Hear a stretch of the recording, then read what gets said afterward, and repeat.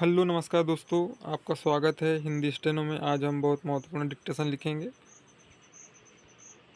Start.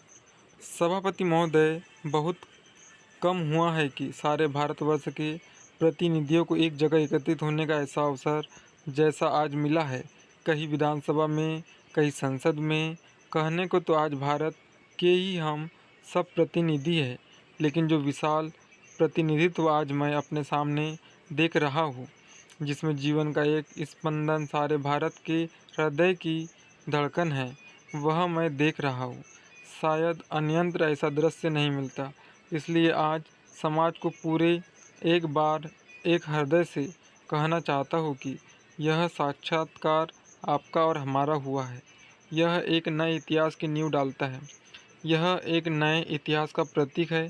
यदि कहा जाए कि सन 1947 के बाद भारत की कोटि कोटि जनता को और एक बार स्वतंत्रता मिली है, और एक बार स्वराज्य मिला है, और समाज को स्वराज्य मिला है जिसका वे अनुभव कर सकते हैं, जिसका वे उपयोग कर सकते हैं, तो इसमें कोई अतिशयोक्ति नहीं होगी।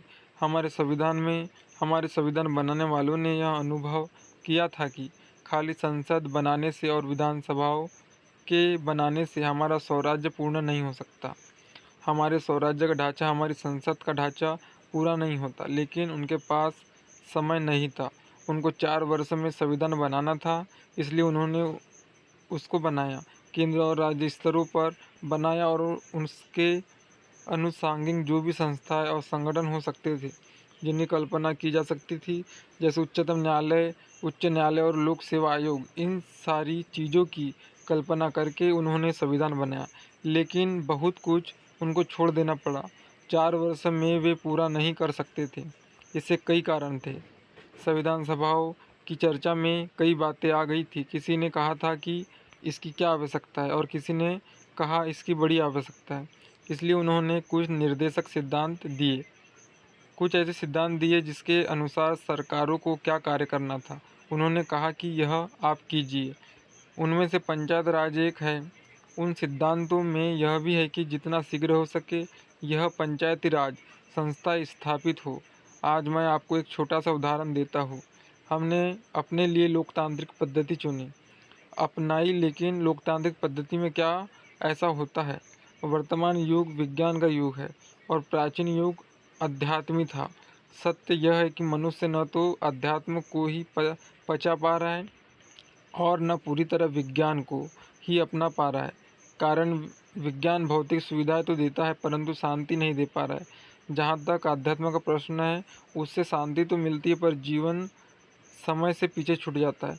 आज आवश्यकता इस बात की है कि दोनों का सामंजस्य हो, जो हो नहीं पा रहा है। यही कारण है कि मनुष्य और उससे निर्मित समाज के मध्य पौराणिक चरित्र त्रिशंकु की हालत में हो गया है, जो न तो स्वर्ग ही पा सका और न धरती पर लेट सका। व्यक्ति और समाज परस्पर संबंधित है। व्यक्ति के बिना समाज का, और समाज के बिना व्यक्ति का न तो कोई मूल्य है और न ही कोई आधार है। व्यक्ति रहित समाज एक शून्य की तरह होता है, जहाँ मौत के सन्नाटे के अलावा और कुछ भी नहीं है। यही स्थिति व्यक्ति की है। यदि वह समाज से कट जाता है तो वह समाज कंटक और आत्महत्या बन जाता है। स्पष्ट शब्दों में व्यक्ति की समाज को और समाज की व्यक्ति की आवश्यकता पड़ती है।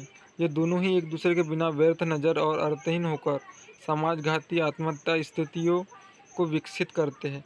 मनुष्य केवल भूख और काम वासना की प्राप्ति मात्र से ही संतुष्ट होने वाला जीवन नहीं है। यदि कोई उसे यह चारा डालता है तो उसे पूर्ण संतुष्टि नहीं हो पाती है।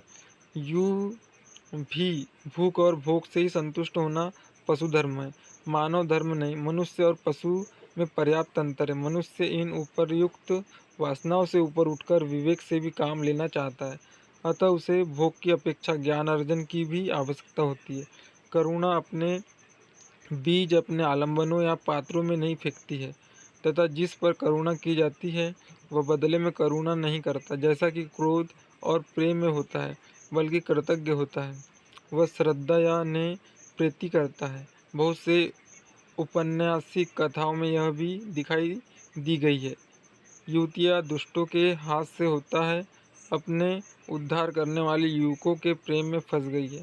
कोमल भाव की योजना के बंगाल के सामाजिक उपन्यास लेखक करुणा और प्रीति के मेल से बड़े ही भावोत्पादक दृश्य करता है। करुणा अपना बदला नहीं चाहती, करुणा से करुणा उत्पन्न होती नहीं है, अपितु कृतज्ञता उत्पन्न होती है। स्टॉप।